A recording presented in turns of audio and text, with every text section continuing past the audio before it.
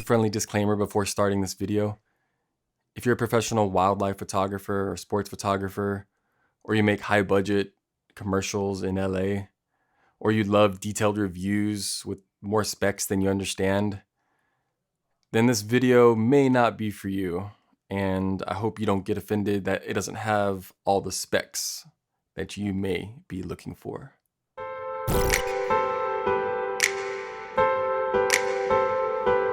Hey yo, welcome back to another video.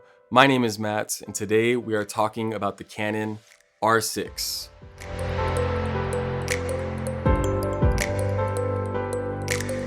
So I've been using this camera for almost all of 2021, and it has blown my mind in a good way. So that's pretty much it. Please like and subscribe, and I'll see you in the next one.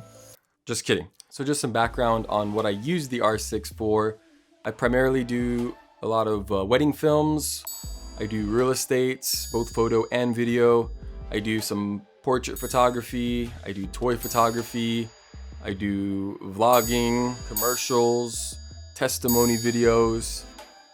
So pretty wide range of different things with both photography and video. I have used a decent amount of cameras, but I've always tried to buy used and or older models, and so I've never been up to speed with all the latest features. So having this one be current and relevant, it's been really awesome and definitely game changing. Some other cameras I've used is the Panasonic GH3. I've used the Canon 6D, Sony a6500.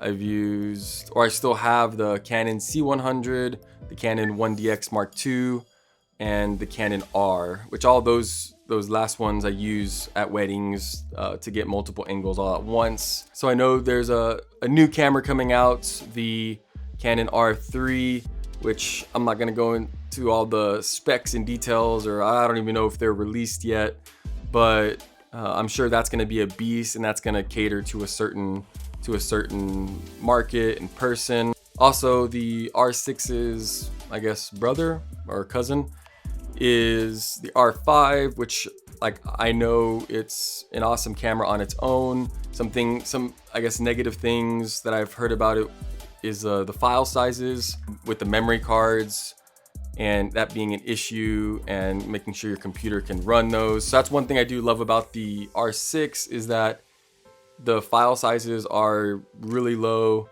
both with the 4K 60, with the RAW, even the light RAW or the C RAW. Very easy to edit the photos, the RAW photos, and the 4K video. Also, looking at the price, I feel like the price is perfect for a not necessarily entry-level camera, but a pretty good middle grade camera. But I do really love what Canon is doing with the R series.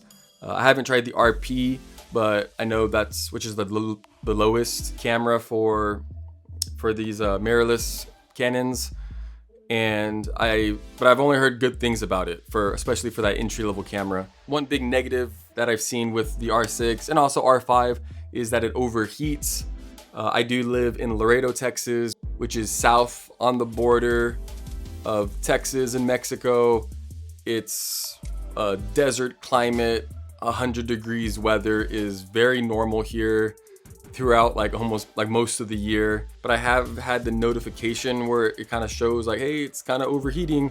And during that, I was filming at 4K 60, and I switched it to 1080 60 just to keep I didn't want anything crazy to happen, and it went away and it worked perfectly. I missed 0 shots. The quality is still awesome. It blends well with all the other 4K footage I got.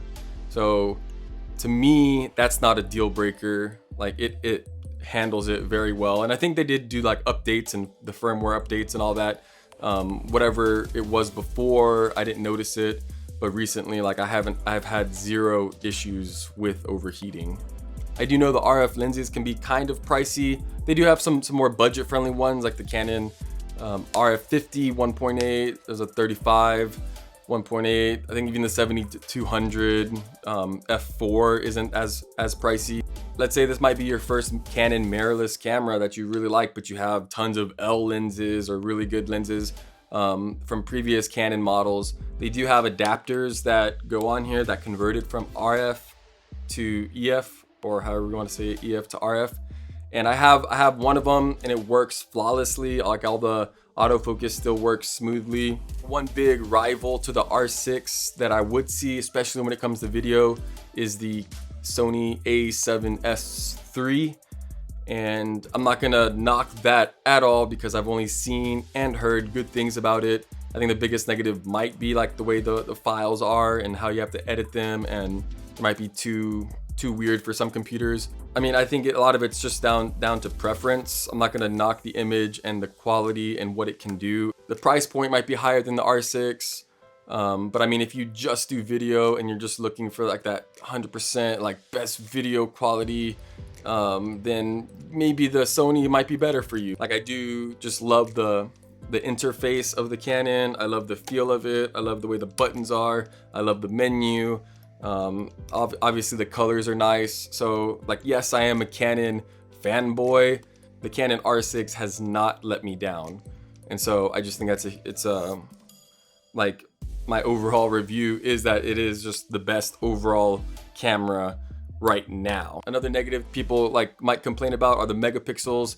I do feel like megapixels are like borderline a joke in that as far as like how people see their importance, and they're not really that important, especially if like 95% of the stuff you're gonna be sharing is gonna be on social media. Also, a benefit from lower megapixels is having better low light in video, because the megapixels aren't like compensating with the high ISO and making noise and digital noise and all that.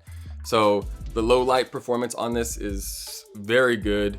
Like, using it at receptions during weddings is awesome. Like, I feel like sometimes I can see in the dark with it.